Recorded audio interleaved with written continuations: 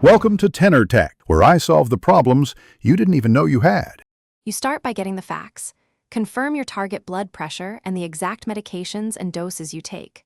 Once done, arrange a clinician visit and buy a validated home cuff. Measure morning and evening and log values. Next, agree a taper schedule with your clinician, usually small dose reductions of 10% to 25% every 1 to 4 weeks, so your body adjusts. Make sure any new symptoms or high readings are reported immediately. You implement each step of the taper exactly as prescribed. Change dose, split tablets, or switch to alternate day dosing only if your clinician approves. Meanwhile, monitor for withdrawal signs, dizziness, headaches, palpitations, and compare them to your logged blood pressures.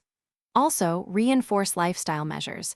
Reduce sodium to under 2,000 milligrams per day, increase activity, and aim for weight loss if needed. These changes lower pressure and make dose reductions safer. Contact your clinician promptly if patterns worsen. You only stop completely after sustained normal readings and clinician approval. Follow the agreed observation period.